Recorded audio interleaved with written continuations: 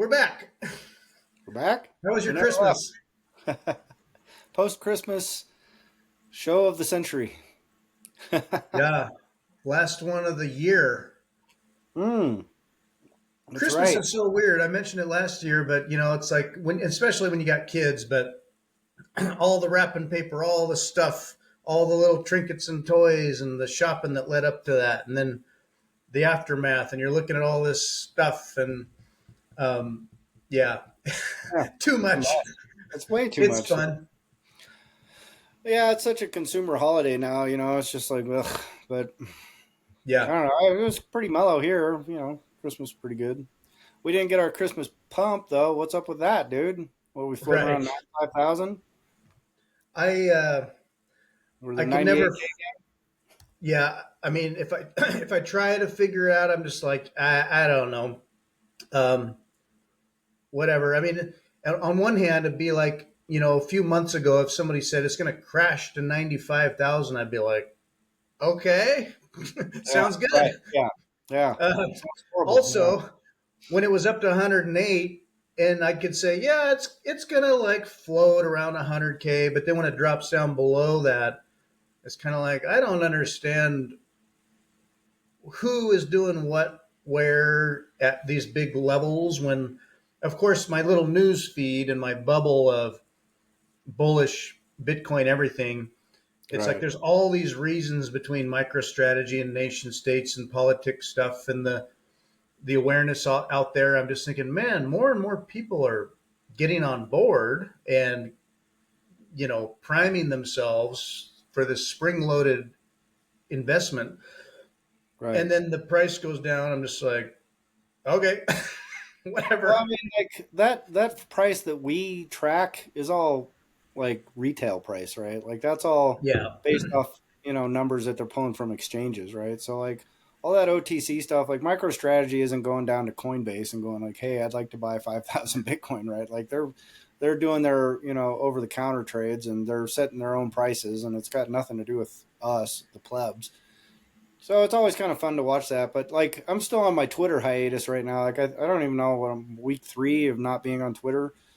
Like, I even opened the app and I kind of liked a couple things, and I was just like, ugh, I just don't even want to look at this thing right now. I don't know what it is, man. I guess I just kind of burned out on the like because everything's so clickbaity and so just like I mean, it's kind of repetitive and sure. I don't know. I So I'm thinking I'll keep off until like maybe the new year. Yeah, it's probably healthier for you. I mean, given where you and we are at mindset wise with it, to to kind of get on the hamster wheel of like price or speculation or news, even all the bullish stuff. There occasionally here and there, it's like there's interesting new stuff that I learn about and I'm thinking about, and it kind of expands my awareness.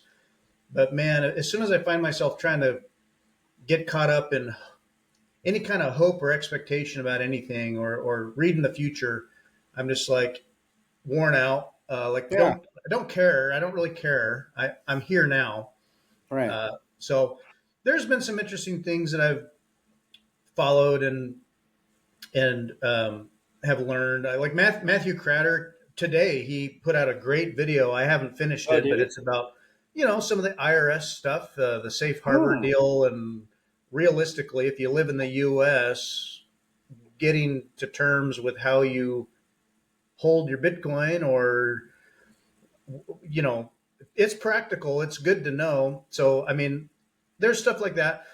I will also maybe morbidly, but between like guys like Samson Mao or other random guys that they have these, um, they'll say, "Oh, price prediction like could be this by then," or "Oh, Right. wait for it, it's coming. Here, watch this. It's going to follow this curve," or all this Yeah. astrology.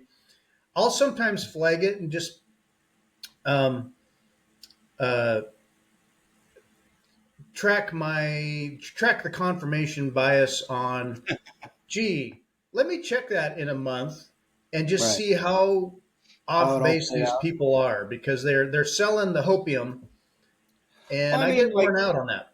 yeah, I totally see why you would. I think like Samson Mao, Well, like that, the Bitcoin Today group, like they're kind of, because they do their Bitcoin Today spaces. I haven't been on in a long time, but I still get the little notifications because they message each other a lot in there. And, it's Justin and, like Tomer, Tony? Strolite, and, pardon?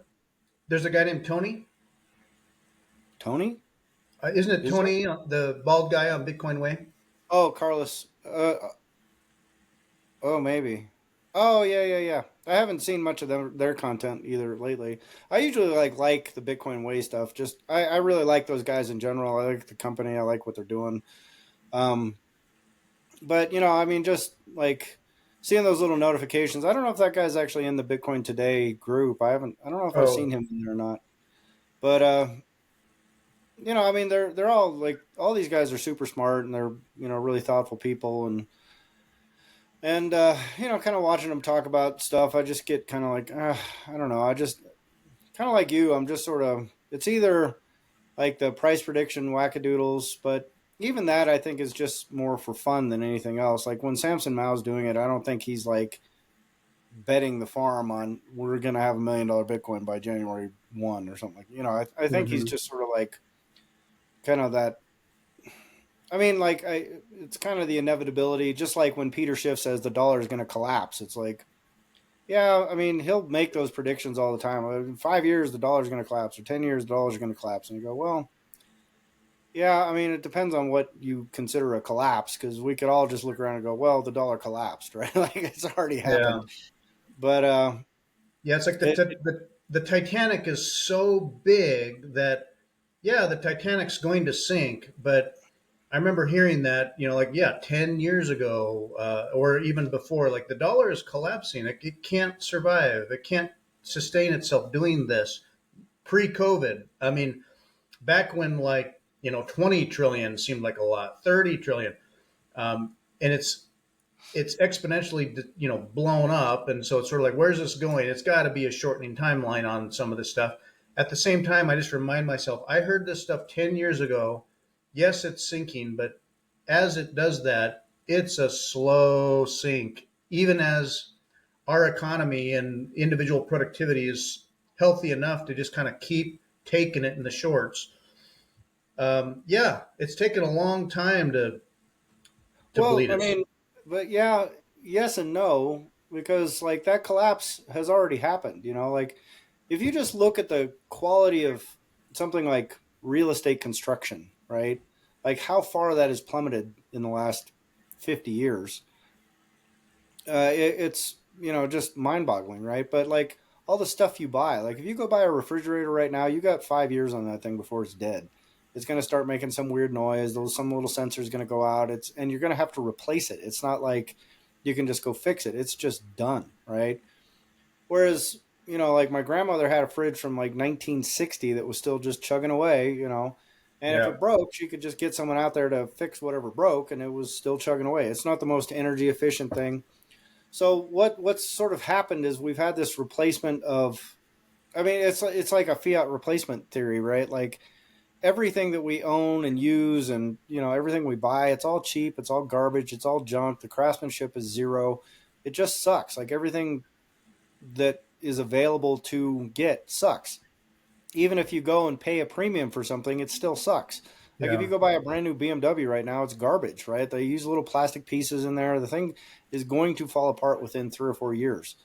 So everything is disposable, everything is garbage, and so it's like all it is people just satisfying these short-term desires for new things. But, longevity, quality, craftsmanship all out the window. And so you could make the argument go, well, yeah, everything's still kind of clipping along and, we're still managing to get by, but we're not really because we're just wasting more and more and more at a faster and faster pace. And yeah. if you kind of step back from a macro view, you go, oh, the collapse has already happened. It's just we don't notice it because we're so inundated with shiny garbage. Yeah, even as we notice prices go up, we sort of feel like, well, we're keeping ahead at some level because some prices, like my fridge died this past summer. And Right. it was like, what is this fridge, like 10, 15 years old? and it's like a name brand thing, and it was nice and new, but yeah, I mean cheap type production apparently, and they don't make the compressor anymore. And normally I'd just fix it, and a tech we called said, "Oh, yeah, that compressor is so bad they don't make them anymore. They gave up on it, and without that compressor, you need a new fridge." And it's just like, you Right. got to be kidding me. So then you're shopping for a fridge, and the prices sort of seem like you have a range, but you can feel like, well, we're going to save some money and we can buy another cheap fridge. And Right. is it going to last 10 years? But in No, the you're gonna get moment, you're five. like, well, we can afford that. And it seems reasonable. But instead of buying a reasonable fridge that will just last you for your life, it's Well, they like don't exist. you hope for 10 years, or I don't know. Yeah, it's just like bad. Yeah. Well, Um, that's what I'm getting at is like in the 1960s, you buy a fridge, you've got a 40-year fridge. In the 1970s, it's a 30-year fridge. In the 1980s, it's a 20-year fridge. In the 90s and 2000s, it's a 10-year fridge. And now in the 2020s, it's a 5-year fridge. And another 5 years from now, it's going to be a 1-year fridge. yeah. And or a 2-year fridge, right? I mean, all you have to do is just look at the manufacturer's warranty and you go, that's how long my fridge is going to last for Yeah. after. What? You know, Yeah. Right. Totally. like my folks just got a new fridge here and it's 5-year warranty. I'm like, that's exactly when it's going to break. Like they've got it timed to a science. That planned obsolescence is like through the roof Planned now. obsolescence. Yeah. Uh, it's interesting with that threading that idea to Saifedean Amu sent an email out on his mailing list responding to a video that Andrew Tate had made. And I don't like follow Andrew Tate. Every once Yeah. in a while, I'll hear him making noise about stuff, and I find it interesting, but just kind of a personality. Yeah. And Andrew Tate went on this 15-minute kind of rant about um, Bitcoin. So, like, he's fairly much a Bitcoin maxi as far as Yeah. investment goes, Yeah. Or so which he is says. interesting. And Yeah. now he's got just kind of fuck you money, but and he's a total, you know, I mean, I see him as like a scammer, or just he don't care about much in a way Well, other he's than just making a himself. hustler, right? I mean, he's He's just a a straight hustler. hustler. So yeah, I mean, he talks a good game, but it's a hustle, sure. And he was saying basically he entertains business ideas and investment ideas all the time from people just to play around, and he's got the money to do it. And so he had the case that he brought up was, he had an opportunity to invest, say, in a nice hotel, a Swiss hotel of some Mm. kind that just needed a little investment renovation, but just had a good business. And it's just the kind of thing that a person of his class enjoys and that he would like to have in the world, that people go to and have an experience and love the hotel and whatever. Yeah. Yeah. And what he's saying is like, why would I do that when I could just buy Bitcoin? Why would I buy a nice car that I like when I could just buy Bitcoin? Right. Like I was going to buy some really, really nice car that I liked. And the woman I was with was like, why are you getting that? And he's like, yeah, in a year I could buy it for half that amount of Bitcoin. And in another year I could buy it for another half that amount of Bitcoin. Why am I buying this or that when I could just buy Bitcoin? Why Yeah. would I start a business or buy a hotel or buy real estate or buy anything Right. when I When you can could just go Bitcoin. when I could just buy Bitcoin and I don't have to deal with all the counterparty risk and all the maintenance and all any government, any property tax, any something breaks. I don't have a fire extinguisher here. Whatever, there's a fire. Um, and so he's like, but so yes, why would I do anything but buy Bitcoin? Right. But what does the world look like if people aren't building cool stuff and making new stuff, and people just stop doing all that entirely, Yeah. and everyone Yeah. just starts buying Bitcoin, and then maybe there aren't nice big fancy hotels in the world? And he just throws that out there as kind of like, what does that world look like? I don't know, you tell me. So Yeah. Saifedean responded to that and said, I was curious what you think about it, because in my mind, it connects with kind of what the great realignment looks like, Yeah. where a lot of people, smart people in the world that are evaluating business ideas, interests, investments, building stuff, whatever, And they go, we could just buy Bitcoin and do nothing Yeah. and, not deal with all that.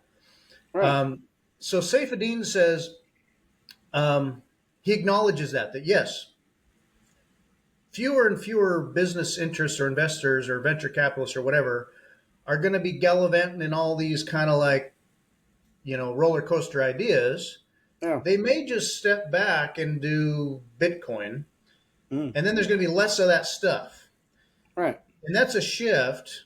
And that's sort of I'll call it part of the great realignment. It's a shift into um, first principles stuff.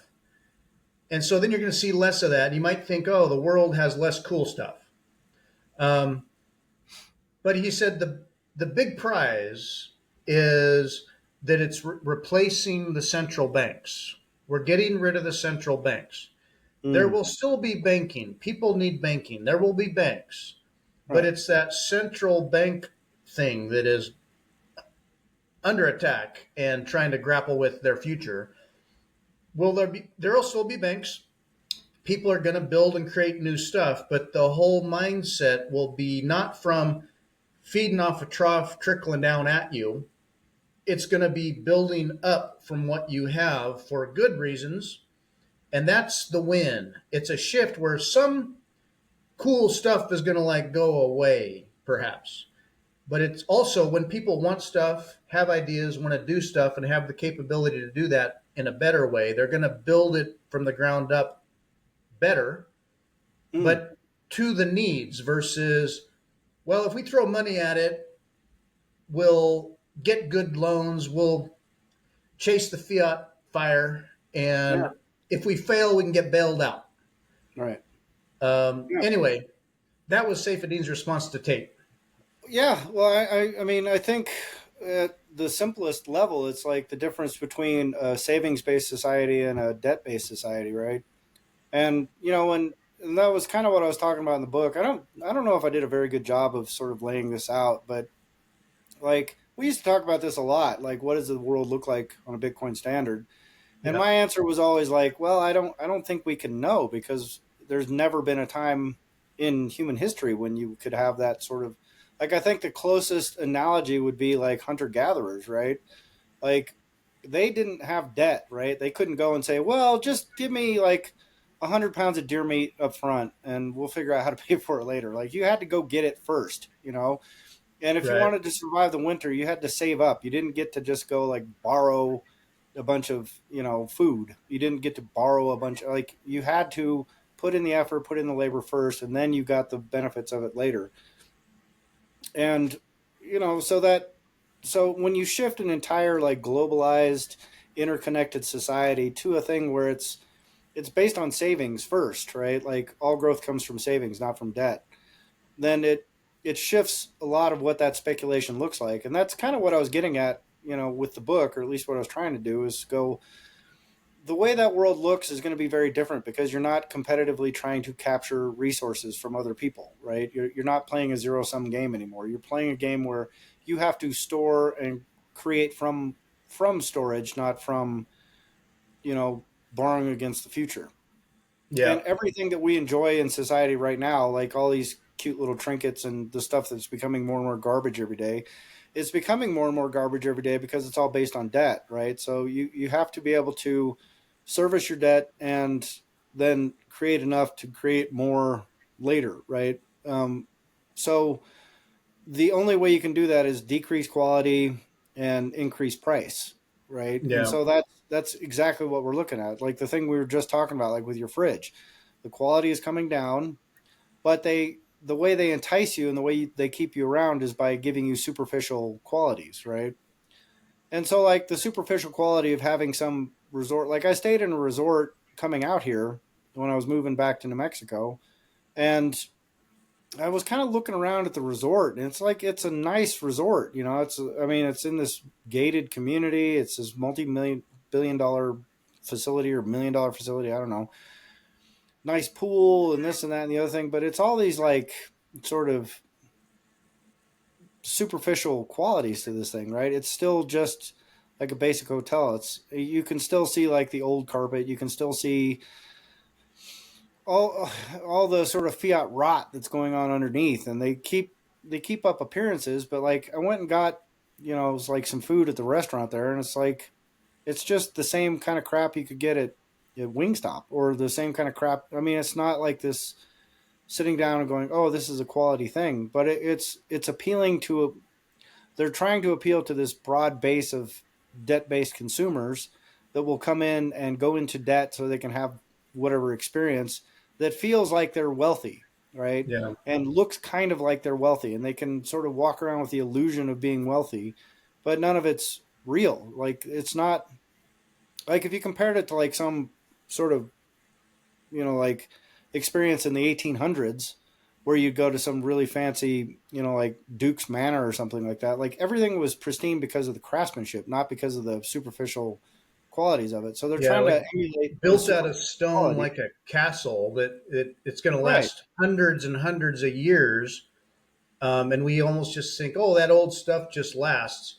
And yeah, stuff we build nowadays, it's the idea of lasting is not the same long term thing at all. right. Well, even like the food and the silverware and the china that it was served on and the people that would serve it to you. I mean, all of that stuff was based on craftsmanship, and now it's based on trying to make it look like that's you're getting that thing, right? Hmm. And that's sort of the difference. It's like I talked about it a lot in the book. It's the illusion of prosperity, the illusion of wealth. But all it is just shiny trinkets and baubles and garbage. So Yeah, what I hope happens with this transition to like a Bitcoin standard, if you want to call it that, is a return to craftsmanship. hmm, And there are people already doing it. Like most Bitcoiners, if you go look at like the stuff they're producing and the stuff they're making, and it's not based on like how much shit can I sell to people. It's like how can I attract people with the quality of my output. yeah, And I think that is ultimately I don't think we're gonna have as many gadgets and doodads and like golf watches and just all this trinkety shit from China, but I think we'll get a lot higher quality, enduring sort of things that like you generational things. I mean, what true generational wealth means is like I can pass down these things so my kids don't have to buy them, and they can use them and they're right, functional. And whether it's a house or the china that you're eating off of, or the your pots and pans or your whatever, I mean, like I think it reduces the amount of consumerism you have, and but that fundamentally changes how society is oriented. So yeah. Value for value, and it's like you want to get ahead in the world. It's like, well, what are you producing? What are you yeah, making? yeah, What are exactly, you are you are you providing value that returns value? Or see, in our current system, it's like what you see happening is that, and more and more and more insanely, uh, if you want something to diminish in amount, you would say tax it, and if you want something to increase in occurrence, you might subsidize it. And right, what we're taxing is all the productivity and creation. We're taxing and more all the productivity that people can create. And then what we're subsidizing is failure or lack of that.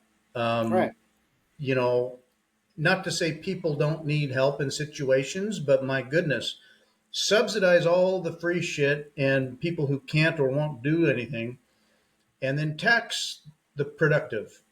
right, And yeah. so, what are you going to get?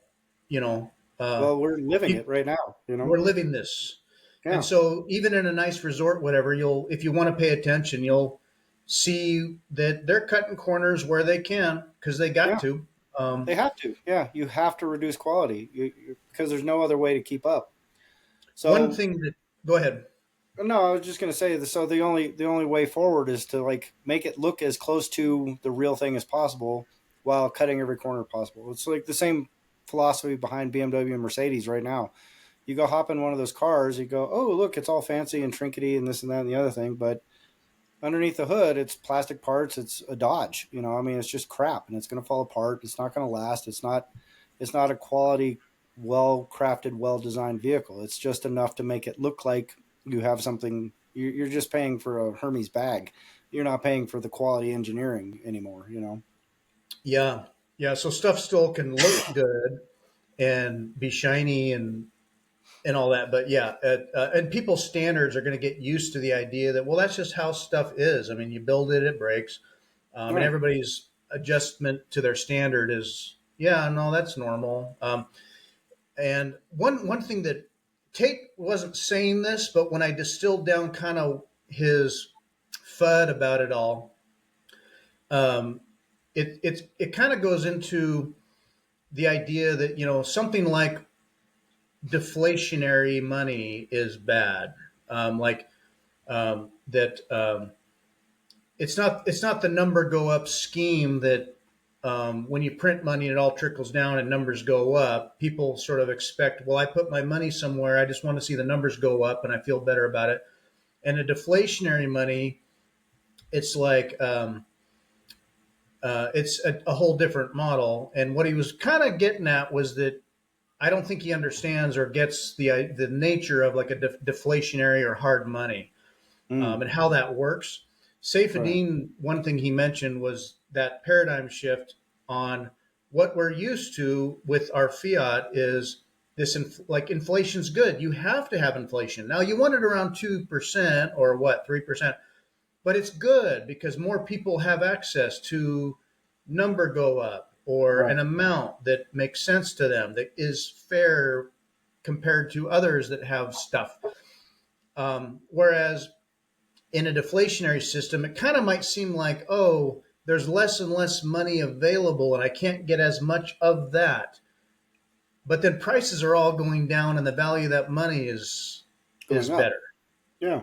So it's a shift there that a lot of people don't understand. I think a lot of even conservative minded, but Keynesian types would say, no, no, you got to have a little inflation. How else are people going to have like enough money? Right. And they sell it for those reasons. Like Jerome Powell said that, like you need a little inflation. And but it's like, why? Do you? Like what if you had a hard money and like, okay, people don't have number go up in that money, but uh, they can afford so much more. Right. Well, I Uh, mean, that's the argument Peter Schiff's been making for 50 years. That's the argument Larry Lepard makes. I mean, that's the old gold bug thing, right? We need to go back to the gold standard because that's when everything was great. And the thing I always point out to the gold bug people is like, well, we were on a gold standard and we've tried free banking and all these things. I mean, none of these things is perfect, right? And they all, like the gold standard had all kinds of problems and there's all kinds of manipulation that occurs, but the incentives are oriented towards that, right? So they arrived at this kind of fiat standard because they being the people collectively trying to navigate how you keep an economy going. Um, they arrived at the fiat standard for a reason, and it's not because the gold standard was just amazing and that was like some way that was screwing up their power scheme. It's because it didn't work all the time, and there are situations where you go, "Oh, this is a great big disaster. We can't navigate this, right?"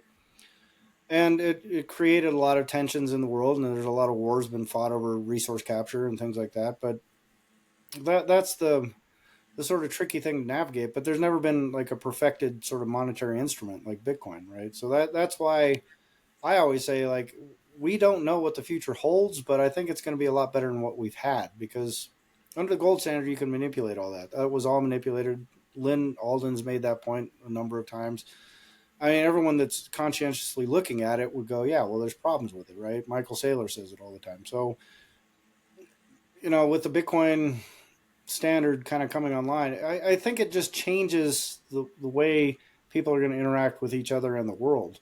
But it does. I don't think it's going to look like what we're accustomed to for the last 50 or 60 years, which is trinkets and gadgets and ding dong things. yeah, So how it plays out, I think, is going to be sort of unique and interesting. But I think it's going to really, really shift how the world looks on kind of a core fundamental level.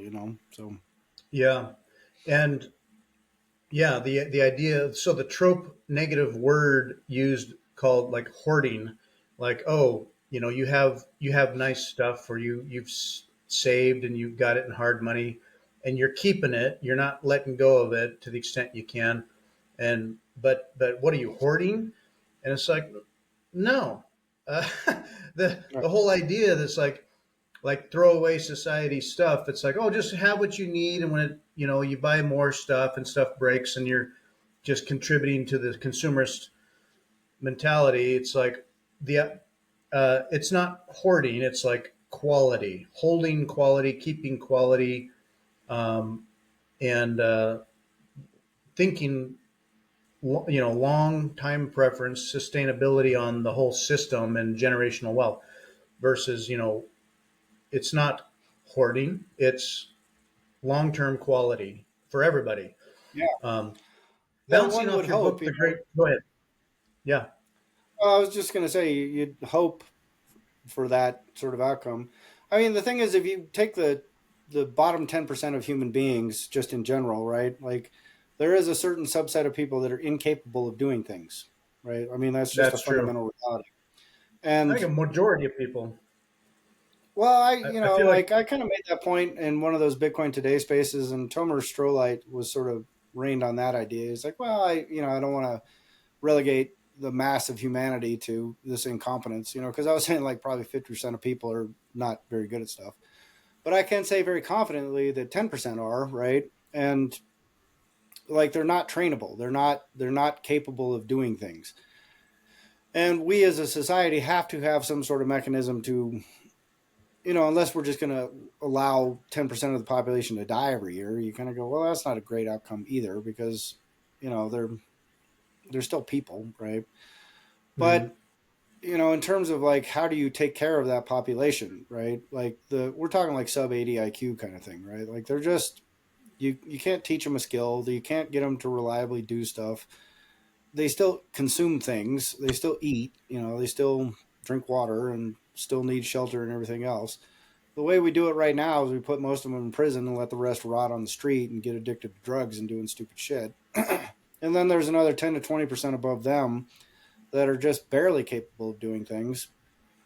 And if they're high conscientious people, they they turn into like the criddlers. They turn into the homeless people that are going around and rummaging through your shit and stealing your bicycles and stuff like that because they want to be productive, but there's just not much for them to do because they just don't have the capacity to kind of get out there and Yeah. do stuff. So I mean, if you just take as a rule of thumb, you go, well, there's probably 10 to 20% of the population that's always going to be useless and always is going to need some sort of help or support or whatever. And until you can sort of filter for that problem, then the rest of it is it's kind of a sticky wicket, right? So I don't know. Yeah.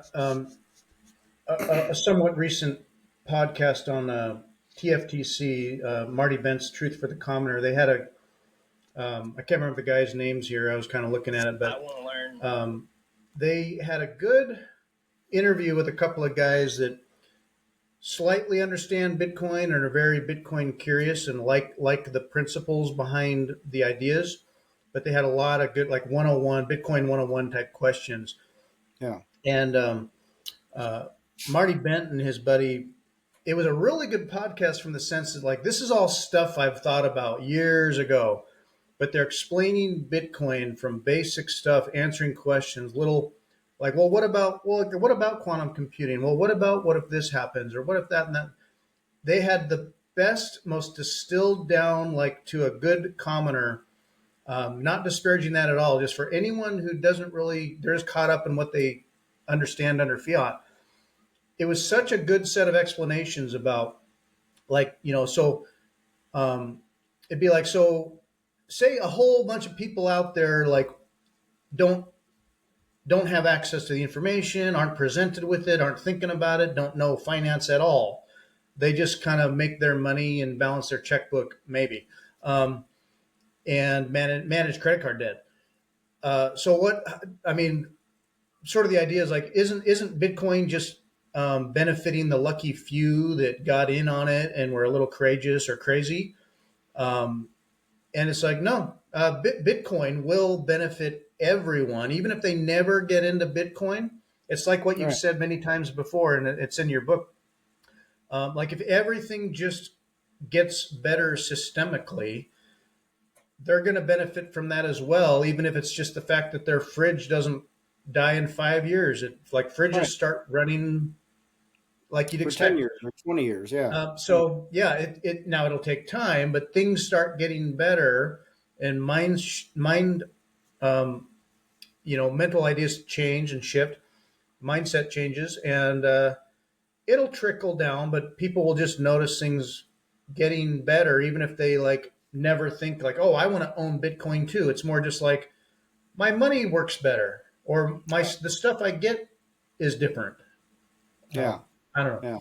Yeah. I agree, man. It's I'm excited for the future ultimately because I think, as this sort of shifts, I think things are going to get better. I think real estate will come down in price. I think most things will come down in price, and especially if you're legitimately on a Bitcoin standard. I mean, for the people that are still beholden to fiat, I think the transition will be a little bit slower. But there is merit to the idea that like early adopters of Bitcoin have obviously done much better than later adopters, right? Just like Sure. we'll do much better than someone who's going to be picking up Bitcoin 10 years from now. So, it's, and people kind of shy away from like confronting that very base, obvious truth. And yet that doesn't negate some of the trickle down effects of what happens with, you know, changes the way that structurally changes finance and economics and things like that. I think the amount of benefit that accrues to early adopters is going to pale in comparison to the broad scope benefits to everybody globally from not having central bank control of things and not having, like this sort of fiat mindset in place, right? Because if you're creating things under a fiat standard, your only goal is to get more fiat, right? But that comes out of thin air. So you're chasing a you know, a, an inflating asset, right?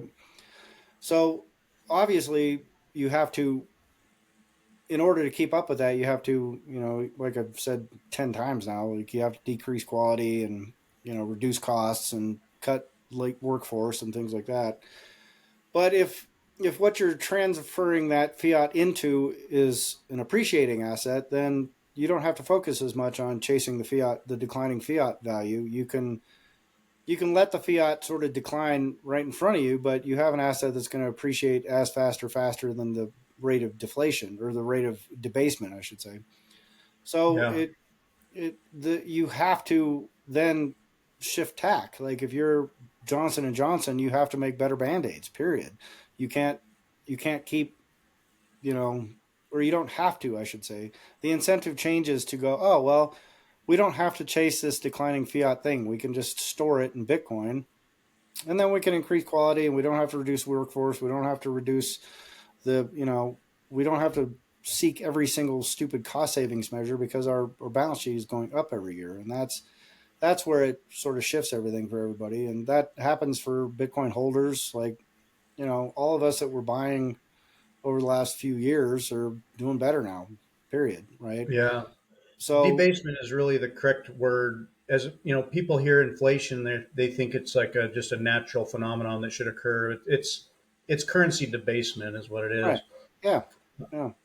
And the And rate of debasement is now accelerated so fast. Like, yeah, like when people talk about like, oh, the currency is going to collapse, like I said earlier, it's already collapsed. It's just we have superficial trinkets that are preventing most people from seeing it, and people are starting to feel it, and people complain about the collapse of their currency. They just don't realize they're complaining about it, right? Because, well, like just your complaint earlier about your fridge, like I had to go replace this fridge because they didn't make this compressor anymore and they couldn't fix it. And it's right. those are signs and symptoms of a currency collapse. You haven't noticed yet because you could just get another fridge, right? But pretty Hmm. soon that, the next, like I said, 10 years from now, if we keep going on this path, refrigerators are going to last 18 months. If you're lucky, you'll get a 1 year warranty.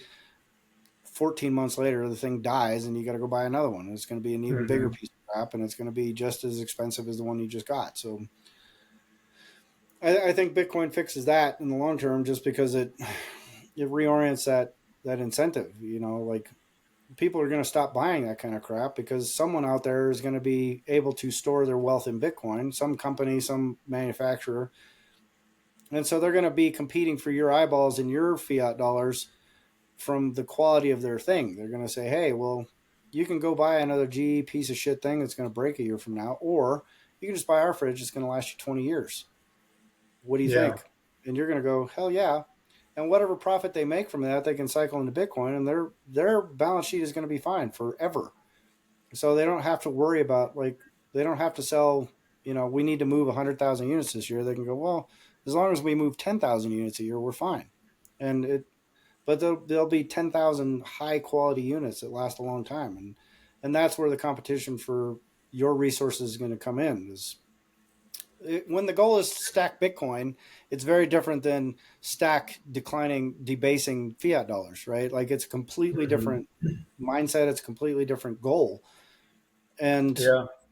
it Yeah. just, the incentive is so different. It's unbelievable, Yeah. And I mean, it forces you to reconcile what money is, Yeah. and causes you to think about that. One of the most simple little ways to exercise time preference and long-term thinking about what is money, I found for people like a handful of people that I got off zero, this past fall, winter. So like as the price was kind of launched through 80Ks into the 90s, hit 100, all that. I had a handful of naturally people that were kind of just wanting to get off zero, cause, and I tell them like right up front, um, uh, just get off zero, whatever that means to you. Just get a little bit, and I'll give them some steps into that. Yeah. And I tell them, look, I think I mentioned this before. I said, be aware that it's almost like um, the karma behind the Bitcoin price as you watch it is that, like, if you buy some, the price will go down, and Right. if you keep Next day. watching the price and Yeah. it's like shaking and volatile and it's creeping down, know that that occurs, and that like what 90% of Bitcoin gains occur over a random set of 12 days in the year. Just kind of it's like, it's almost like a play on the retail market where come on in, the water feels good, and people get in. And then the price is shaking and it's shaking down and it's shaking down. And people are like, and if you're paying attention, you feel all this stuff about it. Like, I thought I was going to be a millionaire, Right. and I tell them, you hold it, you don't sell it, don't worry about the price. You buy it, it's going to go down. Manage that. But Right. can you think beyond a year? Consider it 5 years. Just don't worry about it. Don't. People will. I got a couple of friends. They'll buy and watch stocks, and they buy, and then by God, it's got to go up, and it goes down, and they're like, Right. oh, now I just want to not lose out. And it's like, when did you buy that? 3 months ago? Yeah. Um, like sort of like I can't remember. It wasn't Carl Munger, Buffett. It might have been Buffett. It'd be Yeah. like, say you bought a stock for a certain reason. If that reason doesn't change, don't sell it. Don't second guess. Don't think, oh well, now there's a new reason, and or oh, I don't want to lose too much. That's playing that whole retail game. He's like, don't sell it unless the fundamental reason why you bought it changed. So Right. for me, Bitcoin, the fundamental reason of Bitcoin never changes. Right. So yeah, like I never sell. Um, you hold it, you wait it out, and then when it does its little random green candles, enjoy it. Yeah. But then as it shakes its way down, trying to like get off, get off, get off, Yeah. uh, short circuit all that FUD. Right. Yeah. And just hold. So it's like an exercise for people that you might have $10 in Bitcoin, and you're like, ooh, it went up. And then you start checking the price. And as you're checking it, it's just shaking its way a little sideways or down. And I remind people, uh, don't get captured by Fiat the thinking. Yeah. the short term psychosis. Yeah. Yeah. Yeah. Well, it's hard. I mean, because everything that's the problem with fiat is it forces everyone into a short term thinking, and the short term thinking is so pervasive now that it's considered normal. But if you go back to the hunter gatherer example, like, no one was thinking short term, right? They were thinking to next year at the bare minimum, and several years Yeah. out. But the thing is, it's the you're forced into long term thinking. If you don't save seeds for next season, if you don't save food for the winter, if you don't save up, you're gonna get you're gonna feel that immediately. It's gonna be tactile. It's gonna be very apparent. Right now, people can get away with like what's the average savings in America right now? Like $800 or something like that. I mean, it's Yeah, insane. or Or yeah, 4,000 average or whatever. people are in debt on average, Yeah, right. I a mean, large amount. So most people yeah, can't survive a month without their paycheck. They're yeah, upside down 1 month later. You go, man, that's brutal, right? But that's kind of that's the world that fiat creates, you know. And the people that siphon off at the top, they do really well from that little hustle.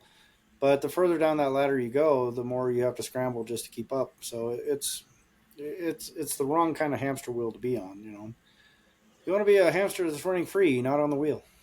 yeah, yeah. Thinking of some big picture, just imagining some future things in the Great Realignment, bouncing off your book, that the Great Realignment book. If you might imagine, I'm just curious what you think. Saifedean mentions, the real win is against central banking.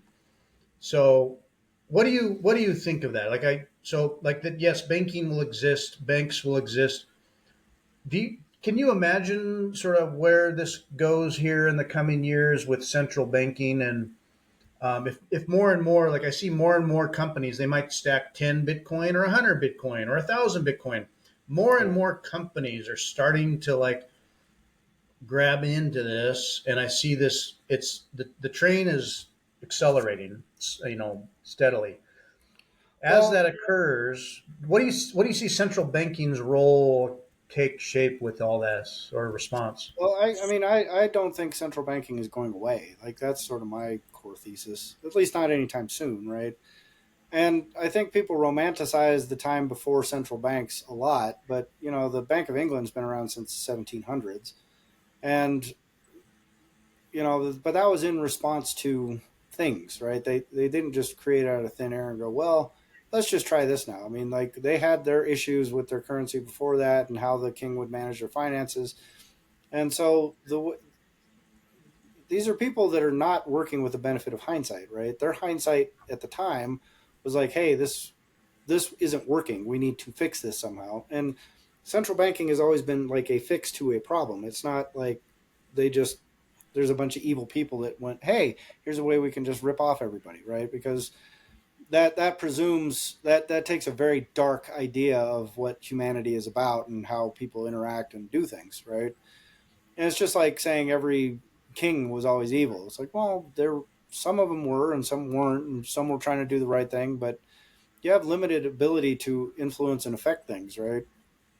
And so you could call it a road paved to hell with good intentions, or a road to hell paved with good intentions, or however you want to look at it. But like the Federal Reserve was a compromise solution. And if you go look at the people that were talking about the central bank at the time, they weren't saying they were saying like we got a problem here. Like how are we going to redeem greenbacks? How are we going to deal with like these fluctuations in silver prices? How are we going to deal with the national finances? How are we going to deal with this and that and the other thing? How are we going to deal with all these wildcat banks that just show up, steal everybody's money, and then leave? Like what? How this is? We can't keep doing this. And it was like boom bust, boom bust, boom bust. And they say, oh, it's all the central banks. I go, no, it wasn't, because just look at the entirety of the 1800s. It was nothing but booms and busts, and it was without a central bank. So the central bank that they created is obviously not a great idea. But at the time, if you were looking at it, you'd go, well, yeah, this is probably going to work better than what we're doing. And so what it becomes, obviously, is like this big, Leviathan mess that, as you pointed out earlier, incentivizes failure and disincentivizes productivity, right? But Hmm. at the time it was created, and just like this, like when we shift to, I think gradually and then suddenly shift to like the Bitcoin kind of thing, I think it's going to be similar but different, right? Because there's going to be problems that are going to emerge from this system that people are going to go, oh, that's not working so well. How are we going to deal with that? And the central bank has some of those solutions in place already, right? Like just transactional stuff. You can't transact on the base layer. It just isn't going to happen. You're not going to go and buy your groceries and gas and all that kind of stuff on the base layer. So, which means you're introducing a second layer, and how you introduce that second layer has its own pitfalls and its own drawbacks. And so there's always going to be some sort of thing. But Fiat's done a really good job of making that transactional thing work pretty seamlessly right now. I don't really have to worry about it when I go buy a cup of coffee. I just go boop, I tap my little card and coffee shows up in my hand. So those 80 years of refinement have made that pretty functional, at least in terms of lubricating society and making investment happen and things like that. It's just the incentives are all screwed up and wrong. So what I'm hoping is that the gradual incentive shift with with Bitcoin, Beyond. yeah, it slowly shifts it. So you kind of, ideally, you get the best of both worlds in the short term until everyone can kind of figure out the best way to move forward from there, right? Because Bitcoin is a solution right now, but like I said, it's going to have its problems too, and that's as inevitable as the sun rising tomorrow. It's because nothing Yeah, is it's perfect, still right? it's still so relatively young. I Oh mean, yeah, it's a baby. it's so new in a way, and Yeah, so some people hit it like, um, well, I mean, just out of sheer self education and morbid fascination. It's like I'd I watched Tucker Carlson's interview with Roger Ver, and he'll shit on Bitcoin and Satoshi's vision, and it could have been this, and it should have been that, and all this stuff. And I feel sorry for the guy. I mean, he's smart, and I respect his courage and some of his principles.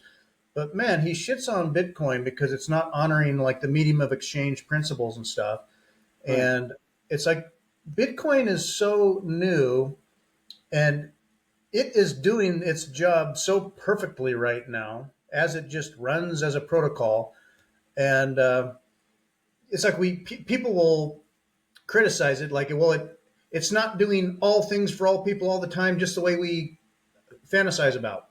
Right. And it's like it is evolving, but it is doing its core thing precisely. And Yeah. uh, the that podcast I mentioned, they talked about how I mean the first bank of the U.S., the first contract that like Alexander Hamilton and others set up with the first bank of the U.S. Um, the idea of just printing money was not in the paradigm of things. It's like you don't just print money when you need it. They're looking at tariffs and some taxes, but um, Hamilton. So people can go backwards in time on the Federal Reserve and then go back to the third and the second and the first banks of America and criticize all that. But the founding fathers with the first Bank of America um, recognized the need for currency creation, control, management, and all the good reasons for commerce. Um, and then Hamilton wrote specifically, of course, all of this falls apart if the banks were to just start printing money. Right. But of course, we're not doing that. Like you would never do that. Right. Well, the game's changed. Yeah. So yeah, so central banks playing their role in the past when say they had reserves, they were backed by something, they had gold, whatever. Yeah. It made sense, and like what we have now is not that. Um, you know. Well, it's a Anyway, bastardization of it all, right? yeah, I mean, like debasement has always occurred. Anytime you have a central authority, they always debase. It doesn't matter if you're on a gold standard, a paper standard, a shell standard, whatever. It's going to debase because the short term incentive is always aligns with debasement and debt, and that's why I think we'll always have some sort of system that orients around debasement and debt. But the fix is you have something that can shield you from that, right? So as long as you're productive and as long as you're doing something worth doing, then you are somewhat shielded from the debasement that's going on around you. And that's sort of like everybody on a Bitcoin standard right now has that shield in place. But we all still get to benefit from the debt and debasement world, right? Like I have an iPhone. I mean, it's a 5-year-old iPhone now, but whatever. But the point is, I have this little device. It's like a supercomputer in my pocket. I can ask it anything. I can get the time. I can make phone calls. I can text people. I can, it's really remarkable technology that can help me navigate through the world and make sure I don't get lost and help me in an emergency and communicate with my friends and have video calls with people and yada yada. Like this technology we have right now. But this is all because of debt. Like this, none of this shit exists. Had we been on a gold standard this whole time and there was no debt and fiat debasement, like we would not be talking on this thing right now. I can almost guarantee it. And people say, "Oh, it's just inevitable this technology is going to come around." I go, "No, it's not. Like this technology exists right now because of oil and debt." And so if those two things never materialized in the world, then I think a lot of us are still, we're living closer to like what the Amish are doing than anything that we're doing right now. There's going to be improvements on things. There's going to be technical improvements on the way stuff gets done, but you're not going to have all this like flashy, gadgety sort of spacefaring bullshit going on around because it doesn't, the incentive to create this stuff comes from a debt based, inflationary mindset, right? So I think I think the future is probably a mix to get to the core of your question of like, will we still have central banks? Yeah, because people are still going to want to speculate on shit. Emergencies are still going to happen. Governments are still going to want to tax things. There's going to be like things that we pay for with taxes that people sort of take for granted. You know, I think will still exist and there'll still be a reason for it. Like, how do you solve conflict? How do you protect property rights? How do you do, how do you maintain a global economy? How do you maintain commerce, right? And the ANCAP people will say, well, everyone just gets guns and they hire their own private armies and this and that and the other thing. I go, but that you end up in the same spot and you end up with the same problems, except you get rid of 5,000 years of development in terms of jurisprudence and civil liberties and, all that kind of stuff. You go back to a base layer that's not pleasant. Mm-hmm. So, it's I think the ideal world is one where you get to maintain the benefits of fiat debasement and maintain the benefits of 5,000 years of human development, and you improve the conditions of people gradually over time and make them even better than at a faster rate than what we were doing before. And so what we have right now is a massive improvement over 100 years ago, and what we had 100 years ago was a massive improvement over the 100 years prior to that. And what we had then was a massive improvement over 100 years prior to that. So the next 100 years for us, I think, will be a massive improvement on what we have now. It's just that massive improvement is just going to look different. It's going to feel different.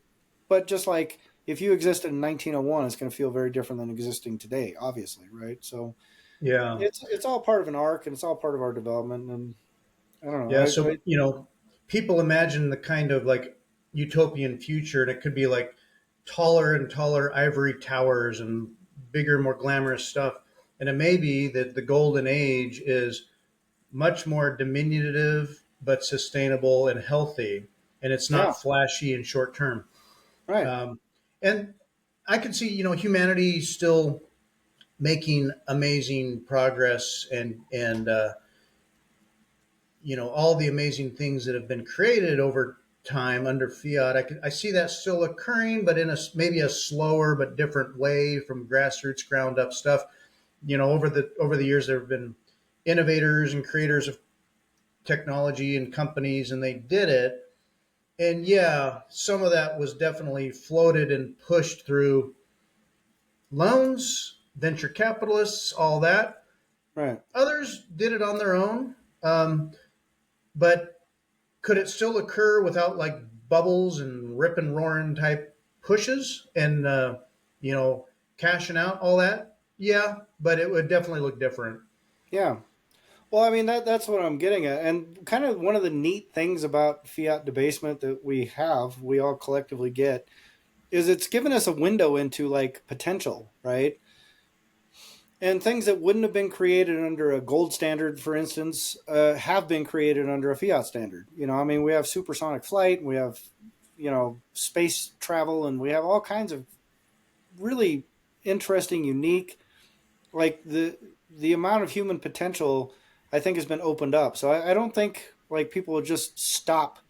wanting to improve that lot because they've seen what can happen in the last 50 years. They went, oh, hey, we don't have to be relegated to digging a hole by hand. We can have a robot do this thing with this, like mining. There's some video out there somewhere, some Chinese mine or some shit like that. They're mining via a robot. There's some lady sitting up, just moving a little robot thing around and doing all the mining operations. So there's zero risk to human life down there.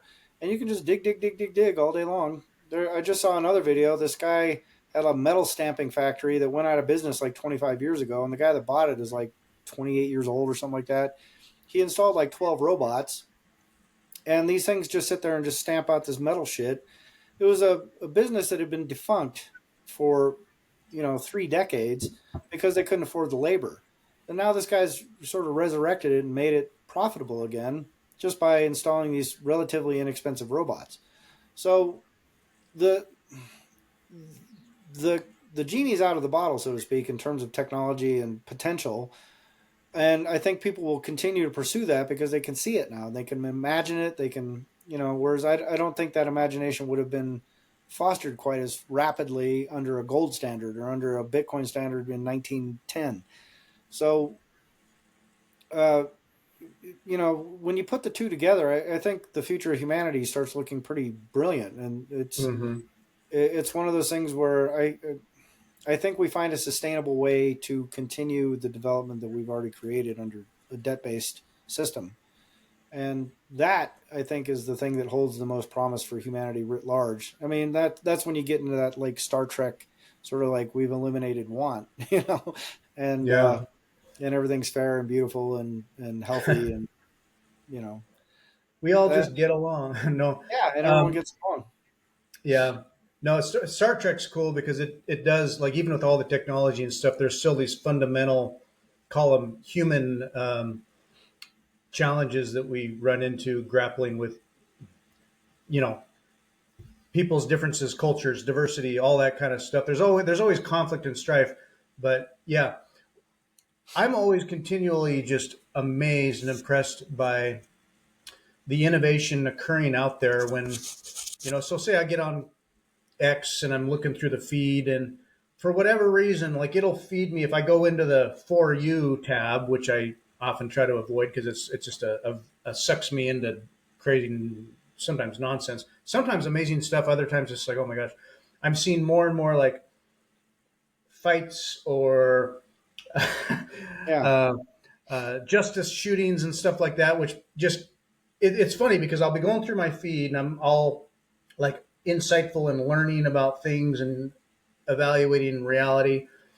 And I'll see some fight or some shooting or something, and my gosh, I'll feel my blood, like it connects to some reptilian part of my oh brain that yeah, just is emotional, yeah, and I can't not watch. And right, apparently, because I'm watching that, or for whatever reason, it's giving me more of that, and I can't not watch. Like, right, these dudes duke it out or something. yeah, And so I'm like, okay, enough of that. I will focus on the amazing qualities that I'll see kids or technologists, developers out there, small little garage productions that people like. I think of like BitX, the guys that put together solo mining, home mining, BitX, Raspberry Pi stuff, software, tools and things for Bitcoin. There are so many amazing examples of people. What I realize is there are a lot of people way smarter than me who are investing a huge amount of life, energy, and passion towards the most amazing developments right, all over the place. yeah, And stuff you never, I mean, I probably am, I'm aware of like 1% of it, and I'm amazed. And yeah, there's so much just sort of production frothing away all over the place just yeah, by a random guy or a team of friends or a small company, and they're just doing it. And yeah, that is putting wind behind the sails of everything. And I think back to, call it what, 100 years ago, say Nikola Tesla, genius, created all this stuff, but was continually out of money, died poor, needed right, funding, relied on companies or Westinghouse or whoever would float his boat for a while because for whatever reason, all the genius stuff he was doing, I mean, he's building big stuff, but he was so held down by, I guess, the a fiat kind of a system. Well, Not it that he was wasn't. the best businessman; it was probably him. If But that guy existed today, he would be crushing it. Because there would have been some VC that would have been chasing around after him oh instead of yeah, some oh guy that yeah, was born in the 1820s that was going, well, I don't know about this because that's not a whale lamp. So what are we going to do? yeah. So yeah, yeah, I mean, you could probably call that more of his gold standard problem than a fiat standard problem. No, that's true. Yeah, So but that's kind of the cool thing is like all that innovation you're just talking about. That's all been incentivized by fiat, right? Like I think people think and operate and are emboldened to make those risks and take those risks because of fiat and because of the fiat world that we've created. And so, having Bitcoin balance that equation out, I think is going to be the great realignment. yeah, Yeah. yeah. I'm excited for the great realignment. It's happening now, and I think despite any random headline type of FUD that has been kind of hot lately, randomly popping around because as Bitcoin wins, it's like target. It's a target. Yeah. So you get more of all this FUD about it, and it's the same. Sometimes it's the same FUD that rears its head every cycle. So it's like, do we have to address this again? But what it tells me is that Bitcoin's winning Oh yeah. steadily. So Yeah. I mean, it's inevitable. Like you can't have a pristine property right and not have it win out, right? Like if you have the choice between something that the government can steal from you at any time versus something that no one can steal from you, you go, well, I want the thing that no one can steal, right? Like it's just yeah, self evident. And considering our entire economy and the way we interact with each other is based on competition for resources, when you have a resource that no one can steal from you, then the competition becomes a legit competition, not a competition of force, right? It becomes a competition of cooperation and engagement, and that's it's unheard of in the history of mankind. So it's going to be neat. yeah. Anyway, We got well, so much going good. yeah, Well, cool. I think it's a Well, it's pretty good been an little run. hour, over an Yeah, hour. yeah, Well, we could wrap it up. I'm just excited. We got a new year coming. We survived Christmas. You survived your yeah. move, Mostly, and we're moving forward. yeah. Can't wait, man. Really. The future is bright. Future's so bright. I got to wear orange shades. Yeah. Where's my sunglasses? Um, Hmm. cool. All right. Well, we'll Yeah, catch it again next week. Bye, everybody. indeed. Yeah, toodles.